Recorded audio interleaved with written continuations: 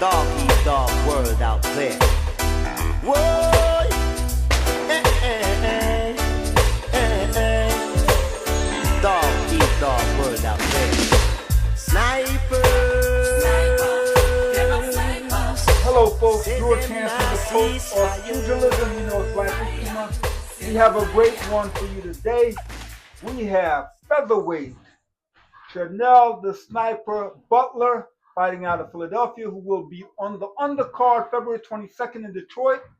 The GOAT rather, Clarissa Shields versus Mr. Zern. And she's on the undercard, so this is the next featherweight champ, folks. Shannel, let's have a great conversation here. Tell me how you started in boxing. So I started out initially doing MMA when I was like, I would say like 18 on and off. That was my real goal. I always been a fan of like martial arts, just combat sports. I've been a fan of boxing, martial arts, karate movies, anything I could see. I was always a fan of like fighting. So I started off, that's where I initially started at. And then as I ventured into my MMA journey, I knew like at some point my goal was to be an MMA champion and possibly a boxing champion. But at the time, my mind was all focused on MMA. Okay. After I had an injury, I came back. I did my first professional MMA fight maybe 2 years after the injury. I started training with I started with Mark Robinson first. Okay. I transitioned. We became a team. I started training with Eric Harding. He's my main coach now, and he was getting me ready for my first professional MMA fight. And he was like, "We training," and he like, "You need to come over to boxing." And I'm like, "No, maybe somewhere down the line." But at that time, like MMA was my focus. So he's like, "All right, I'll train you for MMA." But I'm telling you, I went in that fight. We followed the game plan. We did good. I came up short. I lost it, but after we went to the locker room, he was still happy. I lost the fight, but he was very happy. He was like, "Yo, your boxing was great." I lost the fight, mind you, but I was like, I was happy. I was like, I felt really good to be in there. My boxing felt really sharp, but it was an MMA fight. She choked me out. In the hotel when we left the fight, he was like, "I'm telling you, I'm not gonna force you to do anything, but what do you want to do?" And I was like, you know what? I felt like the grappling and everything, I always trained it, but striking was always like, I want to be on my feet. I want to bang. I want to punch. So I was like, you know what? I'm gonna give boxing a try. And that was like the beginning of, or the end of 2024, I believe. I think 2025 was when I had was that 2025? Yeah, that first fight you covered? January 17th. So my first professional MMA fight was probably November of 2024 then. And then right after that fight, I was like, I didn't want to multitask. Some people do MMA and boxing at the same time. I was like, if I'm gonna go for boxing, I'm going all in. I want to master the craft. I want to try my best to get better. It's so much to work on. So I was like, let's go for it. Then I had a first professional boxing fight. From that first fight, I was like, I'm staying here. I was like, I'm staying here. I want to get better. I got a lot to work on, and that's how we got here now. Now I saw your debut, and you disposed of that lady in 48 seconds. Was it 48? The first round with the body shot, and I'm sitting in press row, and I'm going, oh my God. And I wrote in my article, we have Marvin Hagler reincarnated here. The way you came from the southpaw stance and you landed the combination. I've never seen somebody in a pro debut fight that composed and attack with such precision. Yeah. And now you're 6-0 with 3 knockouts. I really don't think it's going to take you but about 4 more fights or 3 more fights to win a world title. Yeah, I remember you said that. I read your article. So it was a little odd when I first started it, because I'm like looking at almost every girl I get in front of, they got the more experience. Since I did that first pro MMA fight, I had to skip all. I couldn't do any amateur boxing, and I was like, all right, let's just see how this goes. I'm gonna try, but I've been picking up. I've been training MMA on and off since I was 18. But I know that's not boxing. Right. But it did get me. I sparred with a lot of guys when I was at MMA, and just a lot of good styles, a lot of good people. So when I did switch over to boxing, it's very different. It's the same in the same sense, but it's very different. It's a whole different skill set you need to master. And I started catching on like pretty fast. And I've always wanted to be on my feet. Like even when I was in MMA, I'm striking, everybody going for the takedowns. I'm like, man, that's boring. But I still like the MMA, but I feel real at home since I switched over to boxing. Like this feels at home. Like everything feels really good. And I'm just looking forward to, like, I'm happy. I'm proud of myself for how much growth I've made since the first fight to where I am now. And now I'm on the undercard of Clarissa Shields fight. So doesn't get any better than that. It doesn't get better than that. I'm looking at it. You fought someone with, last person you fought, I believe, was 36-6. Yeah. Almost triple, probably more than triple my record. Like, so all of them that I'm getting in front of have like maybe 10, 20 times the fights as me. Like just way more, but I'm more composed. some people don't even believe you, and I'll be like, no, I'm new at boxing, but I really do feel at home in that ring, and I'm just looking forward to keep improving and showing more skills each time I get in there. Because I feel like I haven't shown. I've been looking good, but I feel like I have not shown all that I can really do. And the more comfortable I get, the more fights I get under my belt. I think I'll be unleashing a lot more skills. I've seen in those fights I've covered at least 3 or 4 of them. For the last fight, I said, my God, you fight like Bud Crawford. He's one of my favorite. He's one of my favorite fighters. You're like Bud Crawford, picking these people apart, setting them up. They come in, you're countering. I mean, he's one of the main people I study. Crawford, Boots, Shakur. I study all the guys like that, and all the different styles. I try to take what I can from it and try to make it my own. But I take everything, all the inspiration from all the top guys that's fighting right now. But I look at your style, right? And I look at Bud Crawford's style. I have not seen a boxer in your weight class or your division fighting in boxing. And I don't like saying women's boxing, but just in boxing, the way you throw your punches, they're really crisp. Like Bud Crawford, they're crisp. They're right there. They're really. I try. the timing. You get my point? Like Bud, you have that timing, and they're really quick. And someone attack you, you're taking a step out you're taking a step back to the side like Shakur, and you're countering. You don't see that number one in boxing too much, but you don't see that with someone with only 6 fights. Hey, thank God. He blessed me with some skills, and I just want to use them as best I can, as long as I can. And what's your time frame for world title fights? I don't really have a time frame, honestly. You met Malik. He controls my twin brother. He's my manager, my everything. He back everything I do, but he really controls all that stuff. He just tells me when I'm fighting and who, and I just train and show up. And I just trust that the time frame will work out how it's supposed to, and God will put me where I need to be, and I'll get it done. Whoever's in front of me.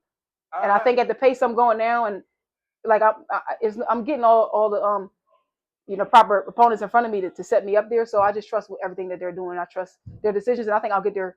I agree with your assessment. Probably end of this year, if not beginning next year. Maybe next year, probably. But I'll be brutally honest. You could fight next month for the featherweight title. You think so? And I would put my house that you would. No, I'm serious. Really? Yes. Yeah, I'm still getting used to the politics. I don't know the politics and how everything works and all that stuff, but I just put me in the ring and we'll make it happen. I don't get too excited too much, but I'm still in press row, and I saw your first fight. Then I saw the development, and I saw how you throw punches, and oh my God, I'm watching Terrence Crawford. Oh man, that's a big compliment right there. One day, hope I'll fight like that, man. He's great. Nah, he's a great fighter. He's amazing. Yeah. Now, besides Bud Crawford, who else do you steal from? Which fighters do you? Who else I steal? That's exactly what I do. I like that you put it just plain like that. Shakur. Okay. Mainly fighter. his defense. Yeah, Shakur. I really like Shakur. And Boots. I watch a lot of Boots. I watch him from Southpaw. I'm working on it now. With Orthodox a little bit too. I can do both. But I want to master craft before I start throwing stuff in there. But ideally, I want to be able to do what Terrence and Boots can do. So I work a lot of Boots shot combination. I mean, shot selections. Shakur's, Crawford's. I still watch Mayweather here and there too. Yeah. His reflexes and speed, you can't really replicate that. But like just how he set up stuff. Pernell Whitaker. Oh my God. Bernard Hopkins. Yes. Who was I just watching? I mix it up, man. I try to find the best southpaws. I even watch a lot of Orthodox too, so I'm mixing in everything I can. And just the best fighters. I'll just pull up some old fights. I just was watching a Raymond Ford. I really like Raymond Ford. Oh yeah, Raymond. I was just watching a couple of his fights over. Yeah, a lot of the good guys. I like Katie Taylor too. So yeah, that's a good few. You can't go wrong with that list. I'm a huge Boots fan, of course. Yeah, I'm a big Boots fan. Yeah, I've been following him since he was a toddler. We knew he was going to be great. Yeah. Both of your dad I really like Abdullah brother. Mason as well. Oh, I know he's up and coming, but he's amazing. I watch and study him too. Do you know that's what I was studying last night? Was it? Yes, I was watching. I love his shot selection and the way his style, how he fight. I love him too. Something I just pulled up. Let me watch. It's so much to take from all these amazing. Everybody has so many different stuff, so much stuff to offer. I know boxing is one of the same, but everybody does the same great thing, but in a different way. So I watch everybody I can watch. I was watching him for the WBO lightweight title, and when he was fighting for it, and he got hit, and it looked like it just made him angry. He's a rough little guy. Yeah, he's tough, man. He's good. He's tough. He can fight. Now, given you win the featherweight championship, what's your ultimate goal? My ultimate goal just to be the best I can at this, really. Okay. And make my mom proud. Before my mom passed away, she watched me go to the gym and train every day. She knew I wanted to be a champion someday. Okay. She didn't get to see me transition to boxing and do what I'm doing now. So like each time I get in there, each time I win, I'm like, I know she's happy and proud of me. So I just want to do the best I can so she know I did it. Like I did what I said I was going to do. So now, how does it feel to be Clarissa Shield is two-time Olympic gold medalist? He's won just about everything. How does it feel to be on the undercard? It's surreal, honestly. I'm like, when they was telling me, I was like, no. I'm telling them, no, that's not happening. That's not. And I'm like, wait, really? Yes. And they were like, yeah. And I'm like, oh. Like I couldn't even believe it. I'm like, wow, because she's like arguably one of the best female boxers in the world. So just to be on that undercard and share the ring, the same ring with this level of competition is like crazy. And women's boxing. Stage, yes. So I'm super grateful and thankful that I was allowed to be on this card, and she's given us the platform to show our skills. So, and she's doing a lot for women's boxing and all the women that's also on the card. So I'm gonna do my part for sure. So I'm gonna get in that ring and do my part, and hopefully put on a good show for everybody on the undercard. And you know, I always tell people, I said it's boxing, you know, and I really believe a lot of things that she's doing. We need to have equity in boxing. You get my point? Yeah. I watch you. I'm watching a boxer. Yeah. You get my point? Yeah. And I think with what's happening with her, Katie Taylor, Eddie Hearns, a lot of people, hopefully we'll get paid equity. Yeah, I agree. Because when I go to the fight, I'm just looking to see great boxing. Yeah. But she's setting the standard. Her, Katie Taylor, the bigger Katie Serrano, all of the top girls right now we need them to push the gateway for the young and upcoming fighters to have a shot at what they doing. So I got to paraphrase someone. Jackie Fraser and Layla Ali. And Layla Ali too. Yep. They lit the fuse. Yeah, they started it all. Clarissa Shield was the explosion. Yeah, they definitely did. I forgot.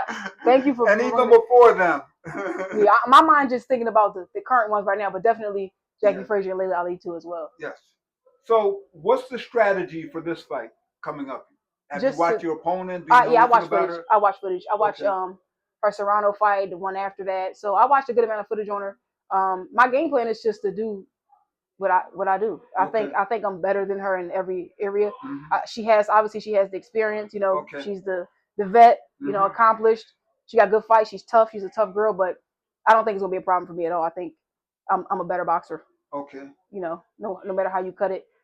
She's tough. I'm tougher. You know, and I'm just the better boxer. So I think I'll be able to showcase that pretty well on the fight night. Okay. And what are some of the things you've been working on? And you know, we see some fighters. They say, "Oh, we're gonna work on our footwork, and we're doing this." What are some of the things you've been? I can honestly say we really do work on everything. Okay. I'm always like I'm my biggest critic. So is Eric. So I'm like, I know my jab is good, but it could be better than that. Okay. Or I know my footwork was sharp.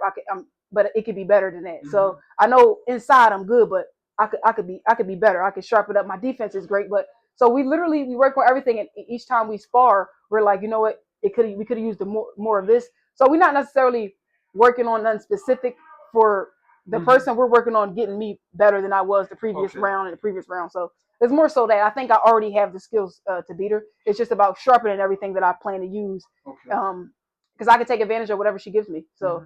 I'm looking forward to doing that, getting in the ring with another experienced, good. I'm sorry for my lack of words. Just like a game opponent. Like she's got rounds in the bag. She's got a good veteran fighter that she can show me something different that I haven't seen yet. Right. This is only my 7th fight, and I think I'm definitely up to the task. So I think I'll be able to show it. You know, if I were your promoter, I'm not waiting for 10 fights to get your championship fight. I mean, I would bet my house that you beat all the featherweight champions right now. I appreciate that. No, I'm not delusional. I'm not trying to be homeless, but that's just the reality. When you see the talent, it shouldn't take 10 fights for you to be. The next 2 or 3 fights, you should be fighting for world title. Yeah, that's what I'm hearing. I know it takes, I guess, a while as you. So I don't really know how it's supposed to go. Like you got to fight, this person, that person. But I trust that the right eyes will see and the skills that I display, and it'll happen. So yeah, I'm not really rushing it, but I think as long as I continue to do what I'm doing, it's gonna happen. It's gonna happen when it's supposed to happen. It's not a matter of rushing it. If you're ready, you're ready. Yeah. Pretty. That's what I meant to say. Some people take 20. Lomachenko needed 2. Yeah. You get my point. Rigging down Andy all Cruz. Those Cubans. Yes. Yeah. What Andy Cruz took 5, 6 fights. I also really like Andy Cruz too, by the way. Yeah, really like Andy Cruz. Yeah, I'm a big fan of Andy Cruz. Yeah. And there's a lot of fights I couldn't think of to name, but yeah, I watch a lot of. Do you watch any of the old ones?